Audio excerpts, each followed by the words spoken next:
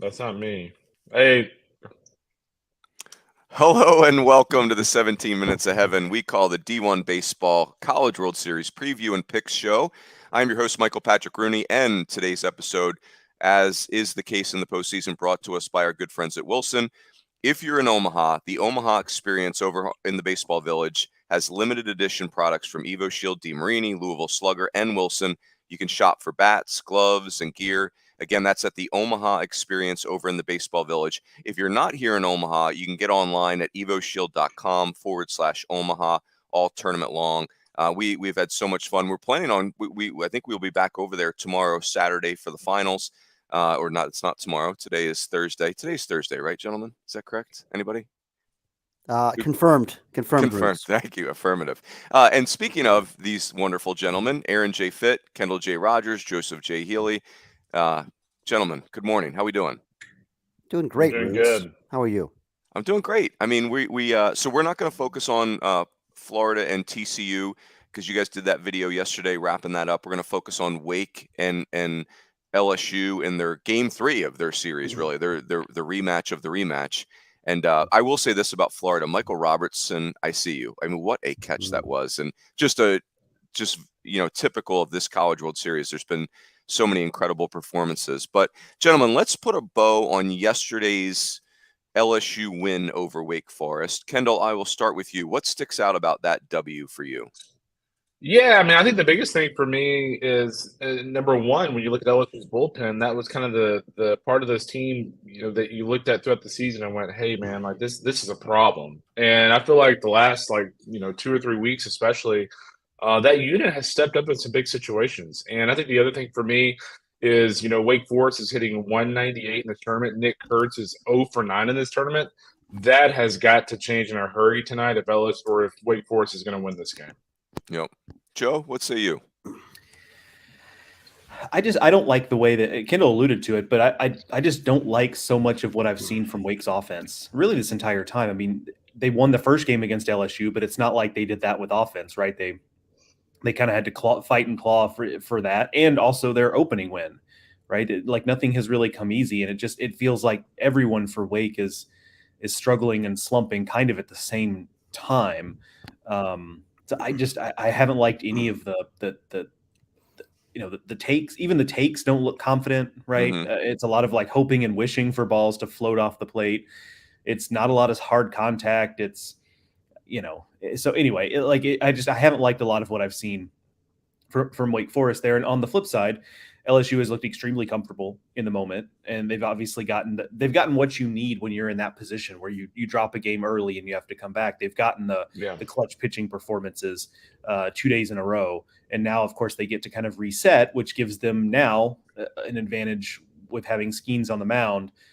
So I've liked what I've seen from LSU in terms of just their moxie, for lack of a better way of putting it, in the moment, and I've really just not liked a lot of what I've seen out of Wake the last couple of days. Yep. Fitzy? Yeah, I mean, you guys are spot on. I think the main thing for me is to give LSU credit for what it did yesterday. In a game where it kind of felt like the deck was stacked against them a little bit. I mean, LSU is trying to fight its way through the losers bracket, kind of trying to piece it together in the mound for the second day in a row. Obviously, getting that extended outing from Nate Ackenhausen really helped and set them up okay. But still, you're facing, Seth Keener and Sean Sullivan, this really formidable piggyback. Two guys with ERAs in the 2s who have really good stuff, and they're well rested, and everything feels like it's kind of lined up Wake's way. And then Wake gets out to an early lead, and Keener breezes through the first 1, 2, 3, and then Wake puts up a 2 spot and has a chance to break it open. And Griffin Herring really changed the momentum of the game with that strikeout to end the second, I think, to strand a couple against Kurtz, who, yes, Kurtz looks lost right now, but he's still Nick Kurtz. He's still one of the best hitters in the country. That was a huge moment of the game. And then, of course, Herring really just continued to, I think, assert his will. He retired the first 7 batters he faced. And at that point, I just think it kind of consolidated LSU's momentum once they took the lead. LSU's offense hasn't been gangbusters either. Nobody's offense out here is gangbusters. I mean, with the wind, and again, I'm not people thought I was trying to make excuses for Wake Forest when I said like the wind is a factor. Nobody's off. It's a factor for everybody. Like that ball that Robertson caught on the warning track off the bat of Braden Taylor. according to the advanced analytics, in Major League Baseball, that is a home run 97% of the time, and it is a hit 100% of the time. I mean, that's, and it's caught, it's an out. And so, like, everybody's having to deal with the conditions, including LSU. They only had 6 hits yesterday. Wake had 7. Like, it's not like LSU's offense is gangbusters, but they got the big swing. Cade Beloso, veteran player, primetime player, came through in a big way. And so, and then Herring was awesome, and Cooper did his thing, and Guidry got a couple of big strikeouts. So they have enough on the mound in the bullpen. We've talked about it. Like, after that stretch after Garrett Edwards got hurt, that bullpen had like a 7+ ERA for 20 games. But over the last 20 games, it's like a 3 ERA. And in Omaha, it's like a 1-something ERA. So it's really, really come together. Yeah. So I have so many thoughts. I think my overarching thought is, even though I'm disappointed that whoever emerges from tonight will, from a pitching perspective, limp into the finals, like we won't have an ideal setup as far as, Florida will be able to line up their rotation. The team that faces them will not. That said, the fact that we're presuming we get Skeens versus Louder tonight is just an awesome capper for what has been an incredible postseason. And just phenomenal. Literally the 2 best arms, the 2 most accomplished arms in college baseball this year. So that's really cool. I'm reminded also of, we think about why is the SEC so dominant in the College World Series, and you guys all alluded to it. I mean, the SEC players just look so comfortable in this environment. That doesn't mean that they win every national championship, obviously, but they win most of them as we sit here today. And, there's just something about LSU last night showing up in those gold jerseys. It's like, it feels like there's history. It feels like it's not just LSU's current players playing, right? It feels like, I felt like Warren Morris was in the lineup last night or something. It was. Yeah, it's really interesting. Like, if you look at Wake and LSU's, like, just their body language last night, you would have thought that LSU was the team that had the advantage, right? Like, you would have thought that Wake Forest was the team that had to win when you look at how much they were kind of, pressing at the plate. You look at their body language in the dugout and look a little nervous. Whereas, like, LSU looks like a Cinderella team that's playing with house money. Now, they're obviously not a Cinderella team, but they look like a team that's extremely loose in this environment. And one of the things for me, Ruins, when I look at LSU, like, Cade Beloso to me is like Mr. College Baseball. You're talking about a guy that's 6 foot, 235. He's a grad student at LSU, and yet he's getting heroic hits here on the biggest stage in college baseball. Like, I just think stories like Cade Beloso are really cool. Yeah, I mean, Hayden Travinsky, who's not playing right now, but that's been really cool. And it's when I think about LSU too, I think, man, like, this isn't even the best version of LSU that Jay Johnson's going to have. I mean, it feels like the program's on an upward trajectory, which is crazy to say because LSU kind of starts near the top of the mountain. But I do feel that way in my heart of hearts. Like, Jay Johnson's got this thing humming, and this team is not perfect, and probably there never will be a perfect team. But I'll say this: you guys alluded to Wake's offense. That's the real challenge right now for Wake. They are playing terrible offense. And last night, 23 of their 27 outs were fly ball outs, which is no pressure on the defense, and strikeouts. And that's got to change. I mean, think about this LSU infield defense, guys. Trey Morgan and Nick Kurtz are the 2 best first basemen on the planet for me, at least on our college baseball planet. But the rest of the infield, Tommy White, we've talked about it. He makes the routine play, but there's limited range there. They are literally flip-flopping their middle infielders to protect Gavin Dugas, but Wake did nothing to pressure them. Now, here's the good news for Wake. I thought Tommy Hawk really turned a corner last night. Like, he was really critical. And what I'm worried about Wake is they don't have mechanisms whereby they can pressure an infield defense. I worry that that's not their bag. But that said, they've got to get more balls on the field. Like, that was just inexcusable. No, again, I guess I should give LSU's pitchers credit for that too. But it's not like they were facing Skeens last night where you got no chance to make contact. They should it should have been a better performance by Wake's offense. I think that's fair to say.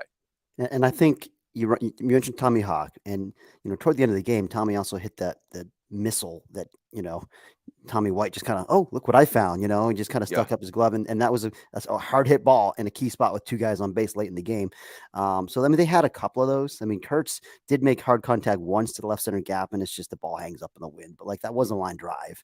I mean, but you're kind of having to reach to come up with positives for Kurtz and Justin Johnson at bats, because those two guys have looked lost, and that's certainly problematic. But Hawk and Pierce Bennett are the two guys that I think have games that were Benny Barrels, who did have 2 hits yesterday, right? 2 or 3. And he's I wouldn't be surprised if you see him moved up in the lineup today. I think they are going to shake it up just a little bit. Try to relieve some pressure maybe on Johnson, who, taking some big hacks and just kind of just swinging wildly over the top of some back foot sliders. And that's a key piece that, again, we haven't talked a lot about, but they need to get Kurtz and Johnson going somehow. Yep, agreed. Let's do some picks, boys. Let's do some picks. Kendall, what are you thinking here? What are you feeling? Well, I'm one of those people, like, I love Paul Skeens. I feel like LSU as a team, when he's on the mound, plays with so much confidence. I like the fact they're getting big hits. They got out hit last night 7-6 by Wake Forest, but when the rubber met the road, they got the big hit, and their bullpen continues to step up. I like LSU because at this point, if you're LSU's bullpen, even if Paul Skeens can only give you 4 or 5 innings with his pitch count, because you can bet that Wake is going to try to run that pitch count early to get him out of there. But at this point, it's almost like if you're LSU's bullpen, like, you got to feel really confident against Wake's offense. And so it's hard for me to pick against LSU. I like the Tigers today. If you're any bullpen arm, like, again, I want to be careful that I'm not taking credit away from LSU's pitchers, because they've done a really nice job. Everything you guys have mentioned, like, this pitching staff has really improved over the course of time, which is all you can ask. But in fairness with the conditions, if you can throw it over the white part, like, you got a chance, right? Like, these hitting conditions are challenging, and credit LSU's pitchers for doing that. Yeah, I will say the flags are not moving right now, but we got a long way to go to game time, so we'll see how it changes. Feels like usually in the afternoon is when it gets howling, and then in the evening, oftentimes, like, we're walking around back to the ballpark and the wind's dead again at late at night. But afternoon and evening, usually, like early evening, is when it gets howling. Yep. Jose, what say you?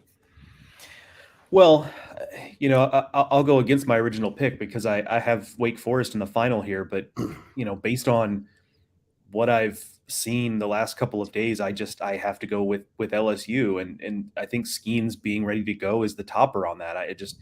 This is in all likelihood his last full-length start. Now, if they get to the finals and we have a game 3, could he come back and throw a couple innings? Maybe we'll cross that bridge when we get to it. But this is his what will be his final full rest, full go start in an LSU uniform, and I just have to imagine that he's going to come out there and leave it all on the field and be incredible, because that's what he's been all season for the most part. Mm-hmm. So I'm going to bet on that. I don't think what ails Wake's offense is necessarily fixable in 24 hours, because to the numbers you guys have been talking about, it's a lot of uncompetitive at bats. It's a lot of fly balls that are just not doing anything in these conditions. Mm-hmm. So I don't know if that's something you can just manufacture and change overnight. So I'm going against my original pick for the finals here, and I'm going with LSU tonight. The Tigers. Fitzy. I was concerned from the beginning about Wake's offense in this ballpark. I never liked it, never felt comfortable like that it would translate necessarily, but I did believe that Wake Forest pitching would travel, and Wake Forest pitching has traveled. They didn't pitch great. They walked a few more guys than usual. I think it was a great Pat stat that came through. Our guy Pat James sent along. Wake Forest only had one pitcher issue 4 walks in his first 63 games this year. But Hartle and Keener each had 4 in their starts against LSU, and half of those came around to score. And so they really have got to throw strikes. And that's, that said, they still have a whole lot of runs out here, right? I mean, still the best pitching staff in the country, but even without being that sharp, and Louder has not been his sharpest the last 2 times out, but he's still Rhett Louder. And I wonder if there's a little fatigue factor right now. But like even not being his sharpest, he's still been good the last couple times. He's been good, not great, but good. And is good enough against Skeens? I don't know, but I think it's going to be a low scoring game. I don't think Wake needs to get its offense really going. They don't need to score 6 runs today because it might be a 2-1 game, you know. And so in Wake's bullpen at this point, I still think should be the advantage. Even though LSU's bullpen has been so much better, they've been more taxed now to get here because they had to come through the losers bracket. I mean, Wake is sitting pretty good there with Massey and Rowland and Manasseh all rested behind Louder. So if he doesn't give them the length that that they want, I think they're okay. You almost have to talk yourself into taking Wake, but I'm stubborn and I got nothing to gain by switching to LSU. No matter what happens, they're going to stick it in my face. So let's just ride it out with the Deeks. Deke Day. Fitzy, I'm with you. Like I feel like LSU is playing better than Wake right now. I can't dispute that. But I feel like maybe I'm nitpicking. I think Wake's dire circumstances I'm probably over-indexing on. But what I really feel like is this game's going to come down to like a pitch at the end of the game. I don't see either team being able to separate from the other. I feel like this game is going to come down. Hey, by the way, the conditions make it hard to separate from the other team, right? It's hard to put up crooked numbers here. So this is more gut feel than anything else. Skeens is certainly not going complete game. That would be shocking. That would be the shock of all shocks, right? That for Skeens, Rhett Louder's not going CG.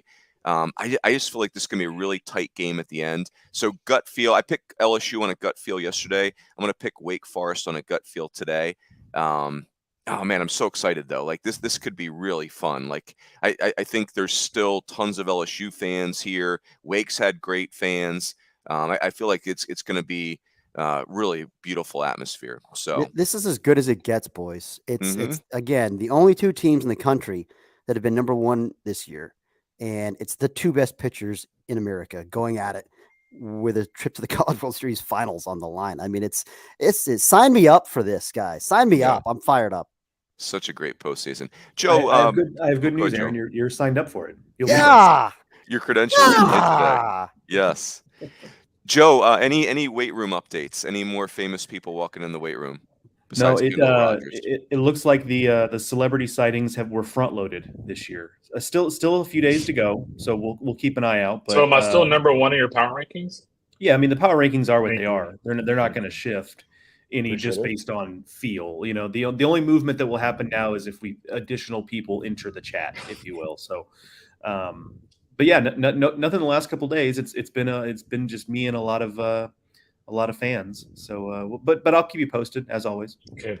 Joe, I'm so discouraged by your power rankings being anti Notre Dame and Mike Monaco that I have hired the LSU fan base to coach me up on how to come at you for your anti Notre Dame bias. Like they're going to coach me up. They're going to sharpen my sword, and you better look out, you and your stupid power rankings.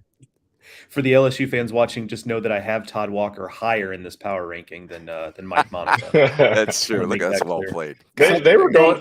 I picked LSU in like half the games, and they were going after me last night, saying I haven't picked them once. And I'm like, what? Like, are you even watching our videos? You can't win. Don't even try to win that. That's right. Hey, guys, one of these years, Coach Rooney and I are going to throw y'all a curveball and sneak into that weight room. One of these years, it could happen. Right. It could happen. Right. Not yeah, this I don't year. know about that.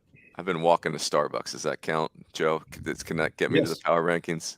Well, maybe we'll have to see, Runes. I haven't seen you on your walk to Starbucks, so yeah. Hey, you're not qualifying for the list. Our comments are great, by the way, right now. This Marcus Thomas guy, a lot of people are eating crow, and you're going to continue to eat crow. Hey, Marcus, I ain't eating no crow, buddy. I ain't eating no crow. I don't care what happens. I don't give a crap who wins. I'm here for the entertainment.